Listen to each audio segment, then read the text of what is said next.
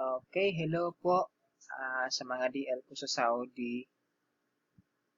Ako po si Elvin.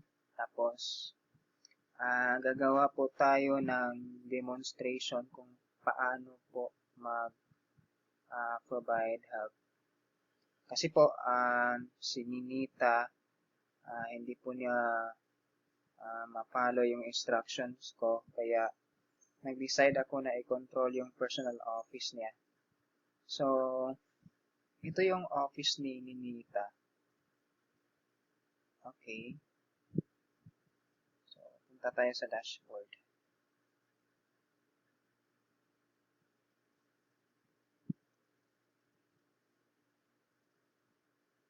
Ano ba ang Skype? Okay, so, kasi po, kaka-get help lang na ninita ng 6,000.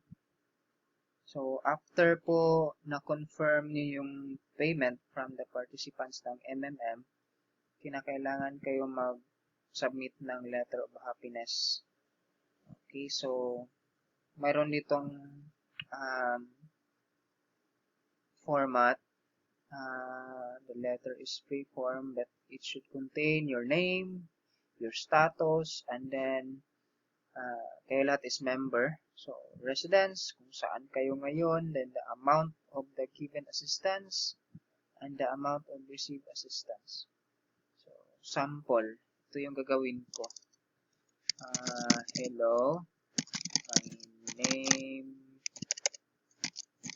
is Ninita from Saudi.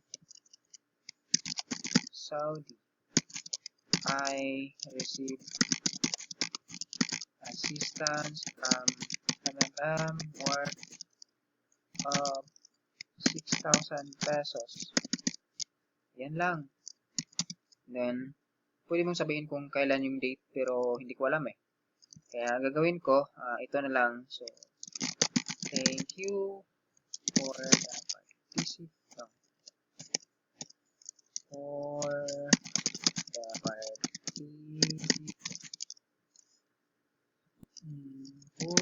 provide me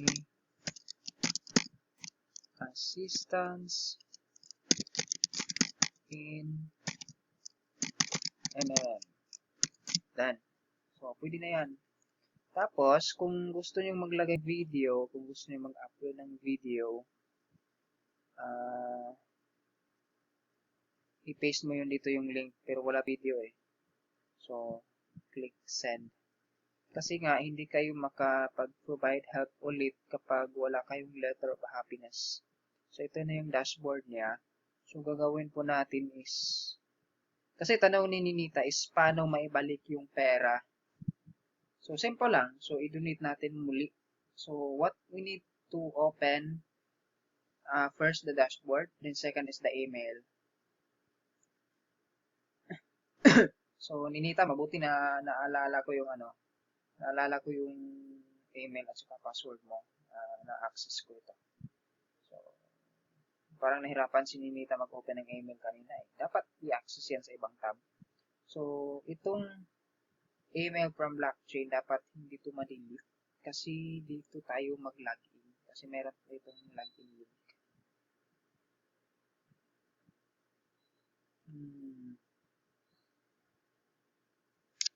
Hintayin na natin kasi masyado mahina yung internet.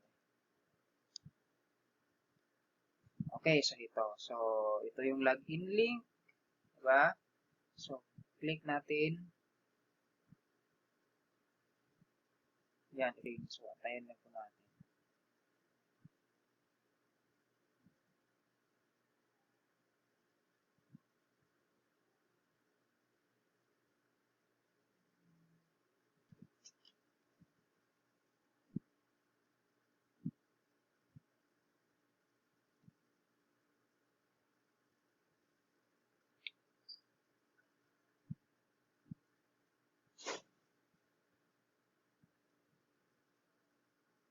Ayan. So, kailangan na lang i-input yung password. So, buti naalala ko. So, i-try ko.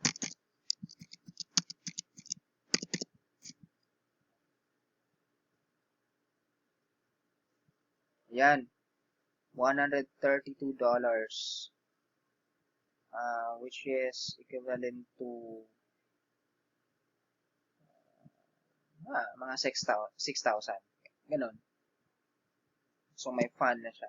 So, una natin gagawin, provide help tayo.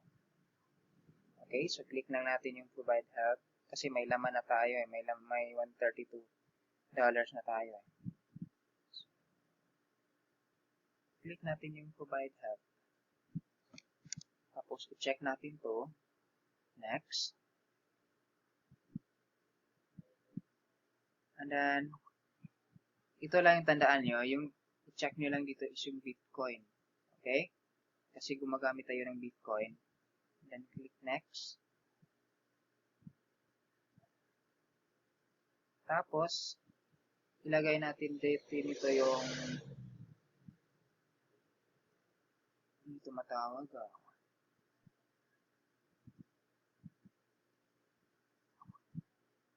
Teka, sandali.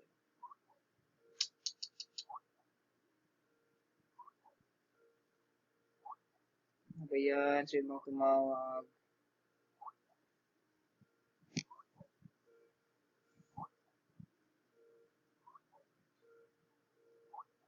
Okay. Istorbo eh.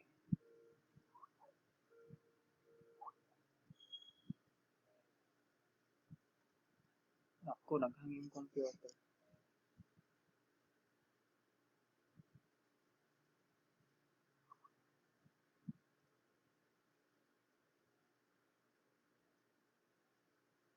Okay.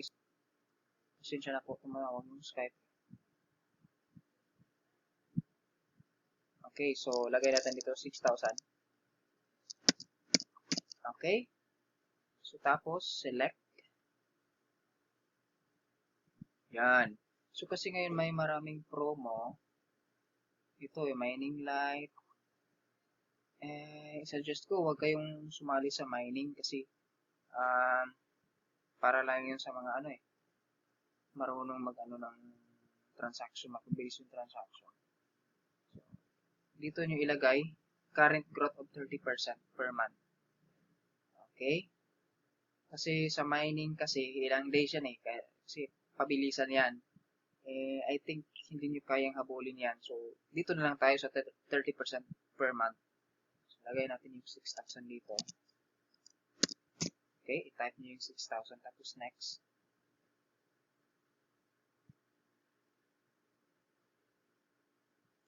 And then, confirm authenticity of data entered, 6,000 Philippine piso. Next. Tapos, okay mo. And then, makikita mo yung order mo dito. Ito na yon, diba? Okay.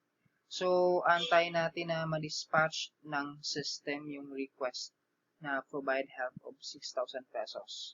So, gagawa rin ako ng video, kasunod ito ng video kung paano yung pag-dispatch or paano mag-send ng payment sa participant from the request you created.